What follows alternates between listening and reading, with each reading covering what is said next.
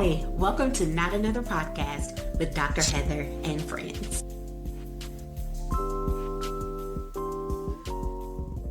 All right, I'm happy to be here with Heather, Dr. Heather Sanders, and then two very special people to me. I have to say, first of all, I'm so happy to have my daughter on, Alicia Jones. I wanted to call her Putman, but she's married, so it's Jones, who is a mental health therapist. So proud of her, works very heavily in mental health. And then also we have Mr. Dumaka Shabazz, who is the public defender, public federal defender here for the Middle District of Tennessee.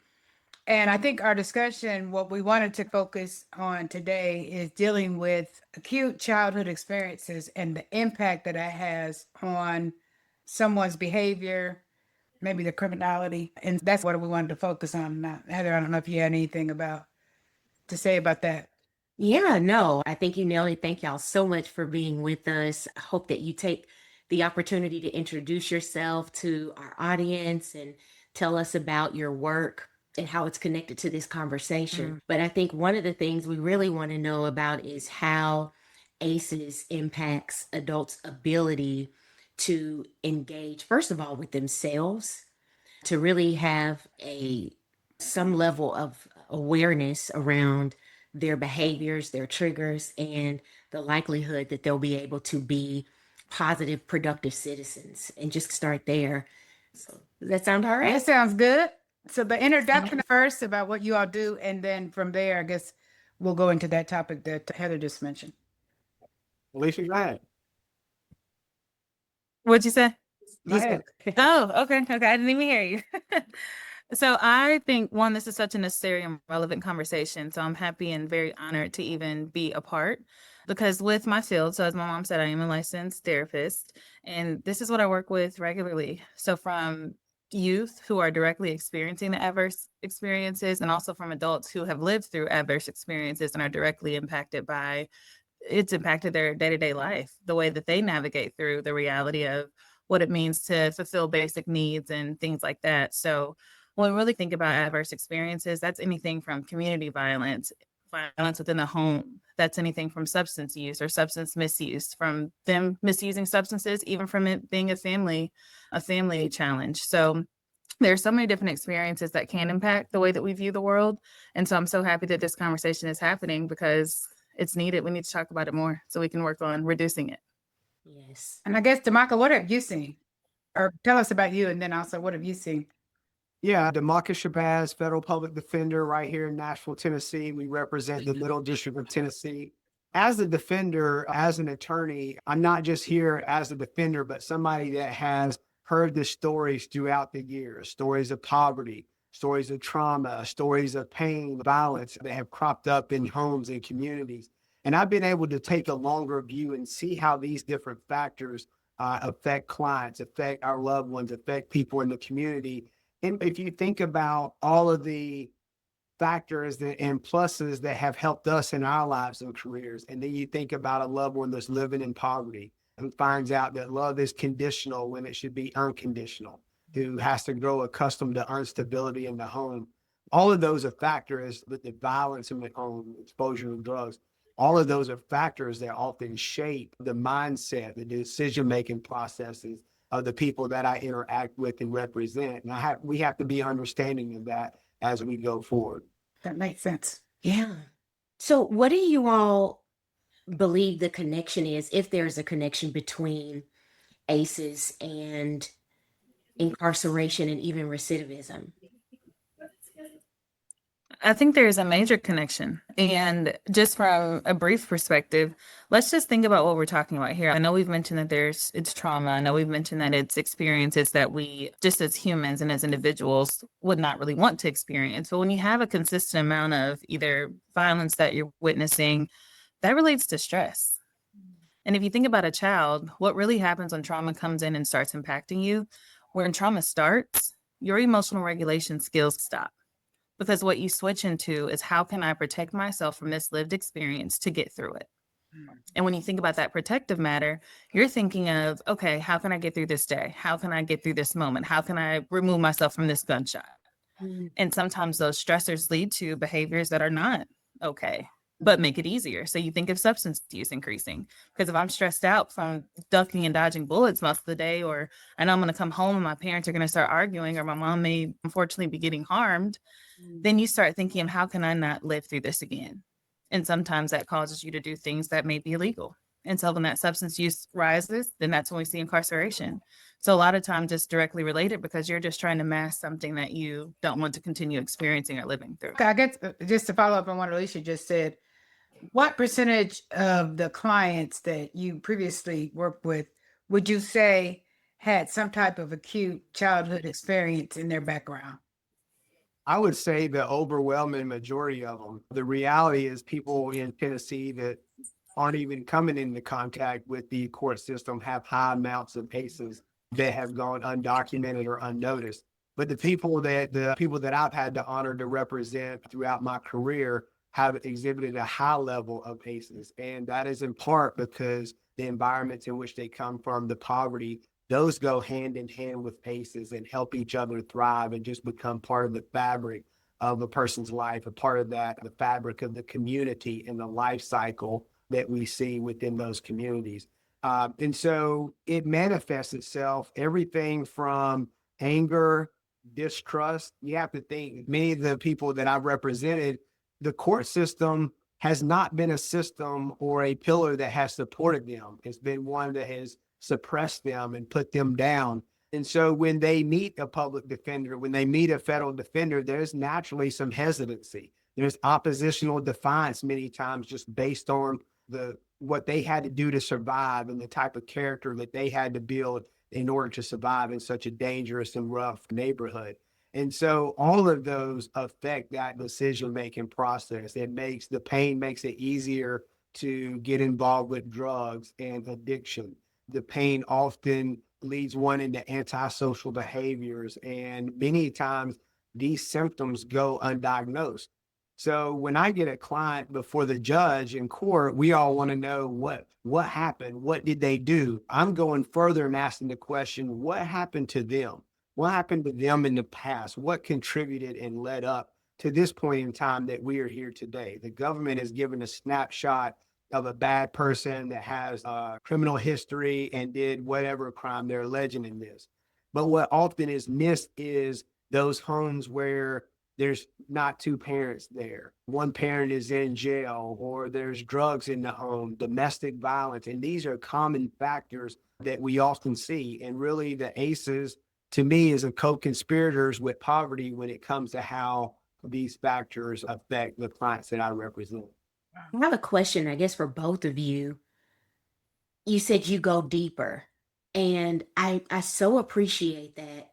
I wonder how much difference does it make when someone's past is explored and their adverse childhood experiences are brought to light? I guess because my exposure to this field really is through media, just to be quite honest. I don't have a whole lot of knowledge that isn't based on what is shared publicly.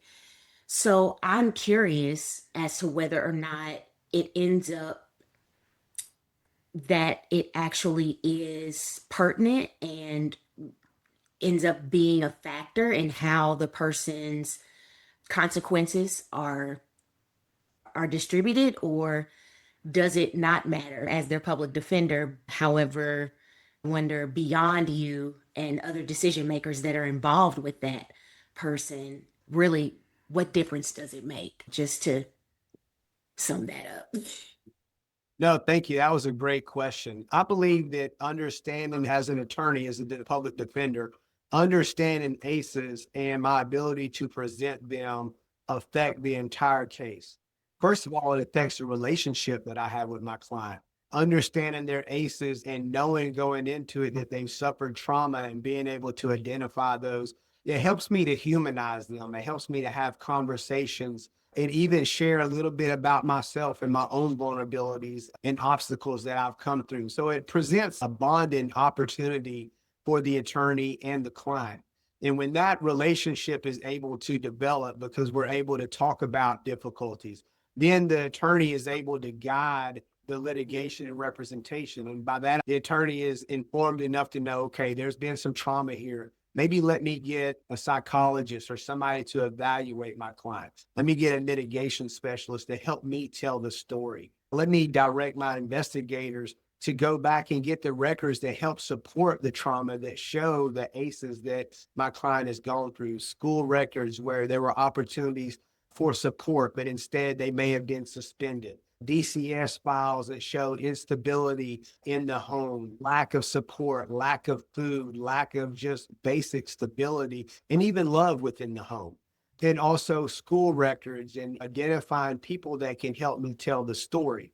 So then when I get to the court and when I get to one, even bringing it up in negotiations, but when I get in front of the judge, I have a story to tell. It's not just this person possessed a gun and had drugs in their pocket and judge, they've been convicted 2 other times. Now I get to go back from the beginning. Judge, they came through a broken home. This young man has never had a father in his life to teach him how to love himself, respect others, teach him to be responsible in his community. So he's never had those opportunities. He's never known what it's like to be able to go on vacation. His entire life has been flight, fight, some type of survival mode. He's been taught to survive instead of thrive.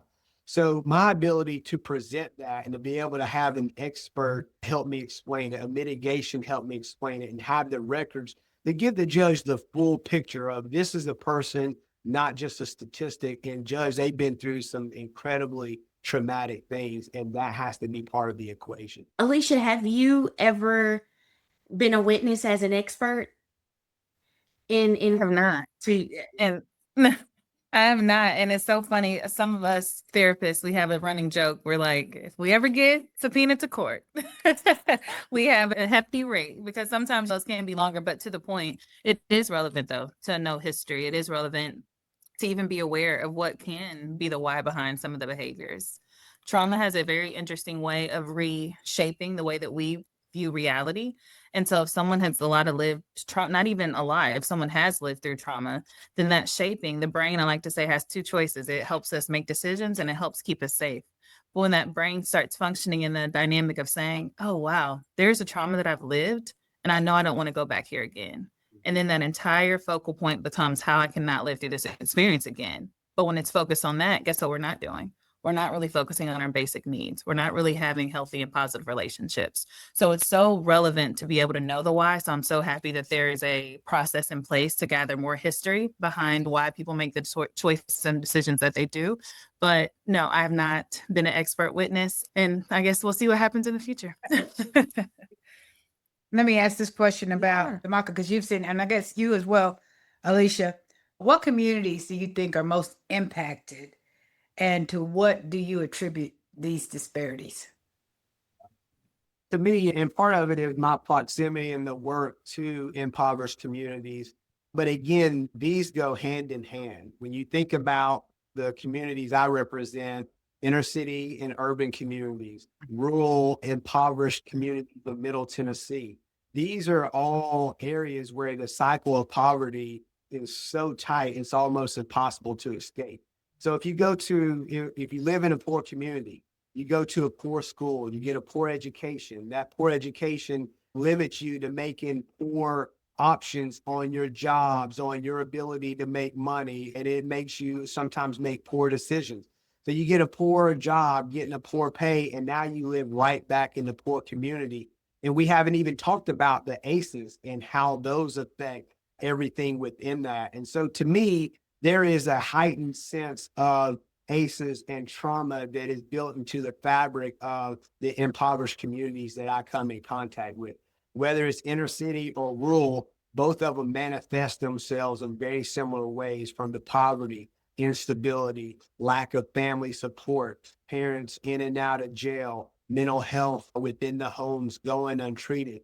These occur in poor communities, impoverished communities, regardless if it's inner city in a big city or in the rural communities of Tennessee. And they manifest themselves that way. And it makes one common strand that we see is that kind of poor decision-making process based on the lived experience, whether it's fight or flight or just not even having the options to make better choices and decisions. So I don't think you can really separate those. In my experience, they've been so intertwined that it's hard to separate them. And it's clear that impoverished communities are suffering higher rates of trauma, ACEs, and undiagnosed mental health and other trauma than communities that have the support. If you think about the school system, the inner city and impoverished rural communities, they don't have counselors. When I go into some of these inner city schools, they have more police officers than they have counselors that can help. They don't have resources. Access to medical and health in these communities are low. And so poverty is a magnet to ACEs, and they do not let each other go. They grow together and they thrive together. Alicia, what has been your experience as far as that's concerned, as what he's saying, the poverty piece of it? Very similar to what he's sharing, because when you think about basic needs, and we sometimes take for granted our ability to be able to have a safe home to go to be able to have a car to get back and forth to what our job, to even have employment that supports the day-to-day requirements. And so when you think about what we do and how we probably identify that as normal, like it's normal for you to wake up into your home and it's safe and you don't have to hear yelling. It's normal for you to be able to go to work at the time that you want to go, or even to have a job. But when you remove that normalcy from someone's life, then you have this idea of survival. Like, how am I going to get my next meal? There's nothing else that becomes more important. And so when you see that happening regularly, that's what we see. That's what impacts someone's ability to be able to actually function and heal and be a productive member of society. Like, how can I expect someone to go and be the best version of themselves if they're still trying to wonder where they're going to lay their head tonight? Like, those two things, you can't ignore one and hope for the other. So it's very relevant, I will say, in communities that don't necessarily have a good economic status. And when you don't have the resources that you need, and even just, I know we're probably not going in this direction, but we have to think about historical injustices. That commonality that happens and that has happened, that's also very relevant when it comes to the lineage that we have, from minority communities to communities where that they look like us, Black and brown communities. And it becomes so relevant because you're just in the survival mode. We haven't even touched thriving in certain aspects. So it's very relevant. So I think there's a lot of connection between basic needs not being met as a result of not having income, and that kind of leading to survival, which leads to not necessarily thriving and functioning to the best of your ability. Mhm. I had one more thing about ACEs, and I think that sometimes it's hard to understand because we may say, okay, a lot of people have abuse and have seen substance abuse in the home, but I would encourage the listeners, and I encourage even judges that I'm trying to inform about trauma. Think about a loved one, a child, whether it's your biological daughter or son, maybe a niece, a nephew, a godchild, a child that you love, that you've seen grow. And now take 30 seconds and imagine that child in the project, in a trailer home in a rural community, roaches, refrigerator unstocked, hardly no food in there. Nobody's home to get them up to make sure that they're getting on the bus. And you go in the back bedroom and there's marijuana and maybe other signs of drug use. You come home from school and you hear your mama getting beat up by some man that's not even your father, and you have no outlet. That child has no outlet. When you think about somebody that we know and love in one of those very difficult positions, then we really begin to understand what these ACEs mean and how serious they are, and what in many ways we as a society should be doing to try to intervene and disrupt these ACEs that are happening in these impoverished communities. Yes. I think you bring a good point. Sorry. Go ahead. No, go ahead. I think you bring a really relevant point, because when you think about the commonality of adverse experiences, you're right. They can happen literally anywhere, because you can have domestic violence be in any home. But the biggest difference, and I think you're pointing it out, is that there is an economic support for some homes where there's domestic violence relevant. So if a child lives through that, or if a woman or a man may be living through that, sometimes people have the income to be able to say, oh, just go to therapy, or oh, just go get this resource here. But what happens when you're in a community where you don't have the resource, or you don't have the extra income, or you're not even aware of the resources that are available to you? And then you have that reoccurring cycle that just kind of hits that brick wall of, I'm just going to do what I was exposed to, or do what I've always done. And then it becomes even more relevant to the system, incarceration, and other unfortunate outcomes. Yeah. It makes me wonder then, so what do we do? Yeah. You have expressed, Dumaka, and you have Alicia as well, that this thing becomes not only just for this generation, but for previous generations. And then if it goes to the next generation, and then how do we break this cycle? And that's maybe the $1 million question. Hey, if we can write a book and we all gonna get paid. But within the powers that I have, I do a couple things. And a lot of that goes back to the relationship with my client. Not only am I advising them on the legal aspects, as a young Black man who grew up in the projects, who also has friends that have gone to jail that grew up through that cycle with me, I try to step outside of just the legal role as a counselor. I'm trying to connect and identify and show them options from a shared background of how changes can be made, of how identifying triggers and things like that. But it also, for me, in trying to stop this, is when I understand and identify a client that has these traumatic experiences, I start looking for options of how in the future I can help them, whether it's helping them identify programs within whatever facility they're going to be in custody at, mental health training, cognitive behavior, as well as community programs that can help assist one of my clients when they get out so that they can get back normalized. They have medical support, somebody that they can go and talk to, somebody that will help make sure they're getting the appropriate amount of medications. So I look for those type of options as well. And in a small way, can be a thankless job, but when I get a client back to society, back in the community, to their family, and they do well, and maybe they stumble, but they take advantage of this program and they start addressing these issues, that's when my job, the satisfaction of my job as a defender, really comes to the forefront, is seeing somebody that I've had the ability to help, even if they've just changed a little bit. So I try to provide them with the inspiration as well as actual opportunities and support so that they can be helped and live their best lives. Yes. That sounds Yeah, good. it does. I guess I want to, I don't know if you had anything to comment on that.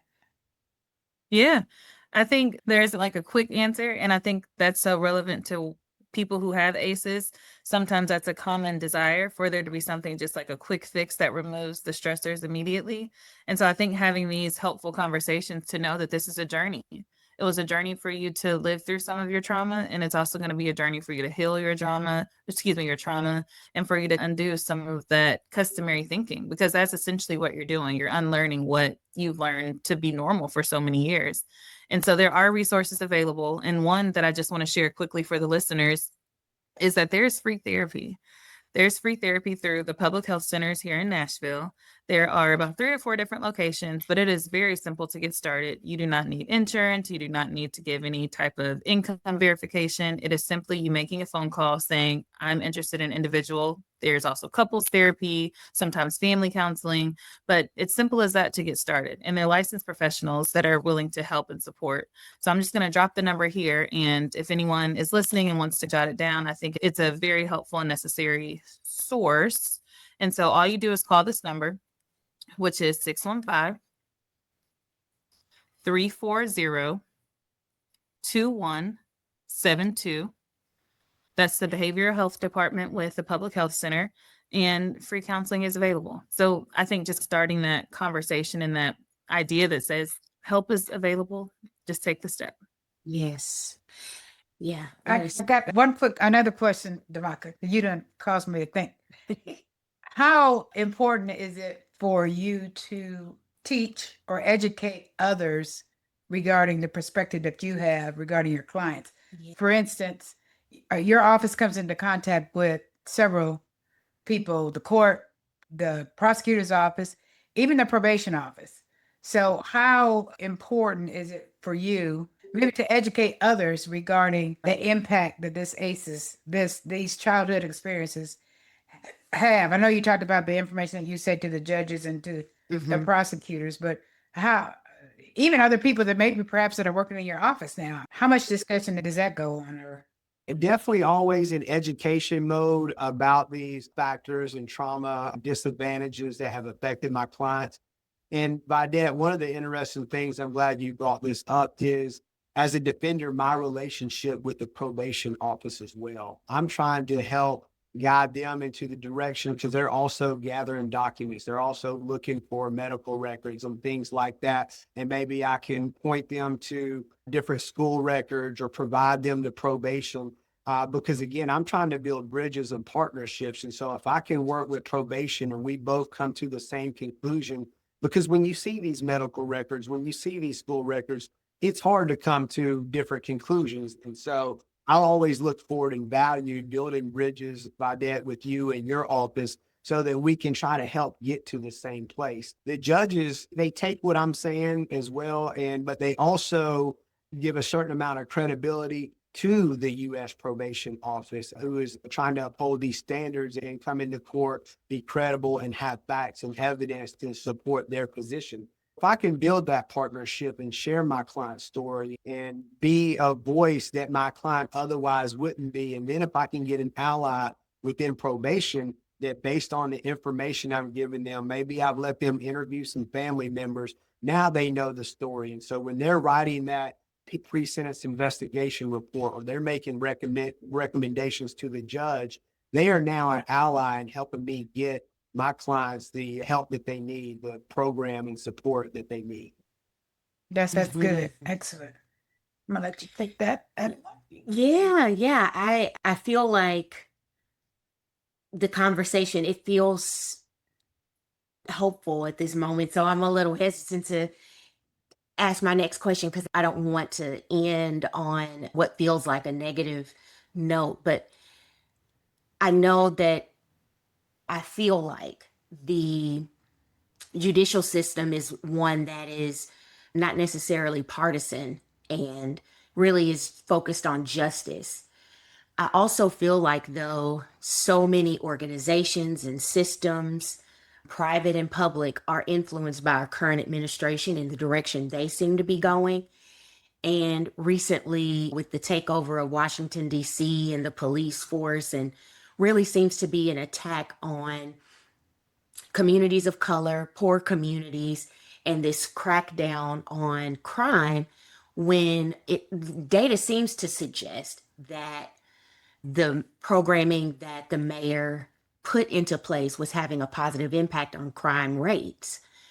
And so I have to just admit that as a parent and as a citizen of the United States, I'm worried that while there are some amazing people within the systems like you, Attorney Shabazz, and like you, Alicia, I feel like the power still seems to really be circulating with those who don't understand and don't have a willingness to understand. Don't care to understand. No, the systems that have historically been oppressive. I think Alicia was alluding to that earlier, and how it impacts communities of color in particular, because we tend to be, by and large, the most impoverished. And so I love the question that you asked Attorney Shabazz about how he's able to influence other people. I think for me, I worry and wonder about how deeply that influence can, how deeply that influence can go when we seem to be in just a very contentious and almost evil space in our country right now as it concerns human relations and social justice. So I know that didn't even sound like a question, but related to Vidette's question about where do we go from here? How do we disrupt cycles? You talked about programming and support, and Alicia gave us an amazing reference, especially for people who live right here in Middle Tennessee. And I'm wondering, how do you all feel about these supports? Will they continue to be available? Will they continue to be prioritized with funding? Because somebody's paying for it. It's free for the people who are taking advantage, but somebody's paying for it. And we have seen long-standing, decades-long programming be immediately defunded. And again, I hate to bring the conversation I got you. down, Yeah. but I'm curious of what you all think about that. And I certainly don't want to put anybody on the spot. I know we all have boundaries around what we feel comfortable saying, especially around politics. That makes me curious. And I'm just wondering what you have to say about that. Yeah, as a federal defender, I want to be clear. The stakes are high and probably higher than at any other time in my career. Not only are we seeing attacks on the judiciary, we're seeing funding being taken away from programs and institutions that years of science has said these work, these are the solutions. And now we're seeing those funding taken away, those options taken away. And one of the things you brought up about even like when you think about the economy of it all, and that's often an easy way to say we got to save money, so let's scrap all of these programs.